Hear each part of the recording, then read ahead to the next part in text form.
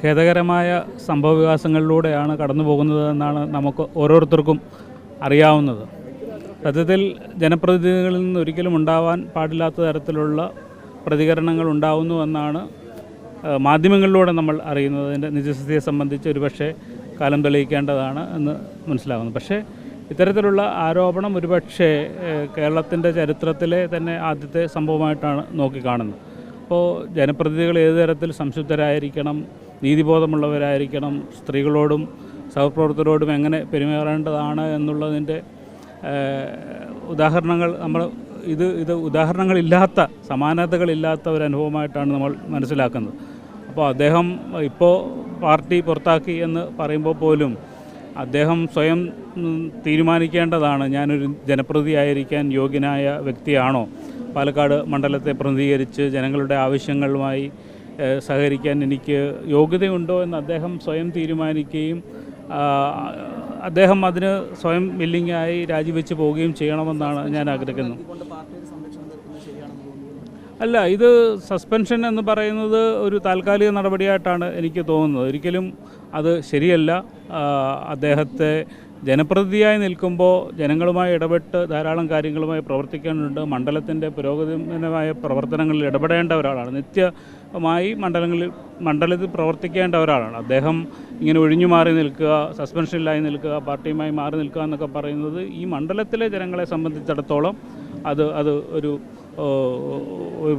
ഒരു നഷ്ടമാണ് എന്നാണ് പറയുന്നത്. അതുകൊണ്ട് അദ്ദേഹം ഒഴിഞ്ഞു നിന്നുകൊണ്ട് പുതിയ ജനപ്രതിനിധിക്ക് അവസരം കൊടുക്കുകയാണ് ചെയ്യേണ്ടതെന്ന് എനിക്ക് തോന്നുന്നു. അതായത് ഇതിന് പിന്നിൽ ഒരു അധികാരം പ്രവർത്തിച്ചിട്ടുണ്ട്. അതായത് ഒരു അധികാരത്തിന്റെ കേന്ദ്രത്തിലിരിക്കുന്ന ഒരാളാണ് ഇത്തരത്തിലുള്ള പ്രവർത്തനം നടന്നത്. അത് കുറച്ചുകൂടി ഗൗരവം ഉണ്ടാക്കുന്നതാണ്. പ്രത്യേകിച്ച് പ്രധാനപ്പെട്ട ഒരു സംഘടനയുടെ സംസ്ഥാന പ്രസിഡന്റായും അതുപോലെ തന്നെ കേരളത്തിലെ കോൺഗ്രസിന്റെ ഒരു മുഖമായും ഒക്കെ നിന്നുകൊണ്ടാണ് ഈ പ്രവർത്തനങ്ങൾ നടത്തിയത്. അപ്പോൾ അതിലെ ഗൗരവം കുറച്ചും കൂടി വർദ്ധിക്കുന്നില്ല. അതാണ് ഒരു പുരുഷൻ ഒരിക്കലും ഒരു സ്ത്രീയോട് ചെയ്യാൻ പാടില്ലാത്ത തരത്തിലുള്ള പ്രവർത്തനങ്ങൾ വന്നുവെന്നാണ് നമ്മൾ മനസ്സിലാക്കുന്നത്. അപ്പോൾ നിന്നെ കൊല്ലാൻ എനിക്ക് ഒരു നിമിഷം മതി എന്ന് പറയുന്ന തരത്തിലേക്കുള്ള ഒരു അധികാരം, അത് ഇത്തരത്തിൽ രാഷ്ട്രീയപരമായ അധികാരം വഹിക്കുന്ന, ഭരണഘടനാപരമായ ഉത്തരവാദിത്വം വഹിക്കുന്ന ഒരാളാവുമ്പോൾ അത് പ്രവൃത്തിയുടെ ഗൗരവം വളരെയധികം വർദ്ധിക്കുന്നുണ്ട് എന്നുള്ളതാണ്. ഈ അധികാരം ഉപയോഗിച്ചുകൊണ്ടാണോ അദ്ദേഹം ഇത്തരത്തിലുള്ള പ്രവർത്തനങ്ങൾ നടത്തിയിട്ടുള്ളത് എന്ന അന്വേഷണമാണ് യഥാർത്ഥത്തിൽ ഉണ്ടാവേണ്ടത് എന്ന് എനിക്ക് തോന്നുകയാണ്. അല്ല, ഒരു വിധത്തിലും ഇത്തരത്തിലുള്ള ആൾക്കാരെ സംരക്ഷിക്കാൻ പാടില്ലാത്തതല്ല. ഒരു രാഷ്ട്രീയ കക്ഷികളിലും ഉണ്ടാവാൻ പാടില്ലാത്ത തരത്തിലുള്ള പ്രവർത്തനങ്ങളാണ് ഉണ്ടായിട്ടുള്ളത് എന്നുള്ളതാണ്. അവരെ സംരക്ഷിക്കാൻ പാടില്ല. കാരണം നമ്മൾ പൊതുസമൂഹത്തിന് കൊടുക്കുന്ന മെസ്സേജ് എന്താണ് എന്നാണ് ആലോചിക്കേണ്ടത്. നമ്മുടെ സ്ത്രീകൾ, നമ്മുടെ കുട്ടികൾ സുരക്ഷിതരാണോ എന്ന ഒരു ചോദ്യമാണ് യഥാർത്ഥത്തിലുണ്ട്.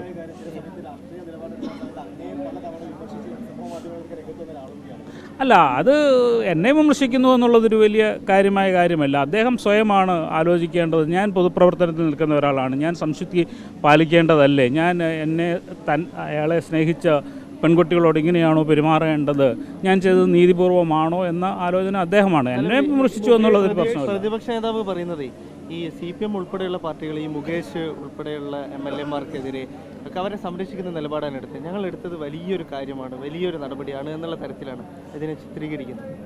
അങ്ങനെ ഒരു വലിയ നിലപാടായി മാറിയിട്ടില്ല. അദ്ദേഹം MLA സ്ഥാനം കൂടി രാജിവെച്ചാൽ ഒരു പക്ഷേ ഒരു നല്ല തീരുമാനമായിട്ടാണ് ഞാൻ കരുതുന്നത്.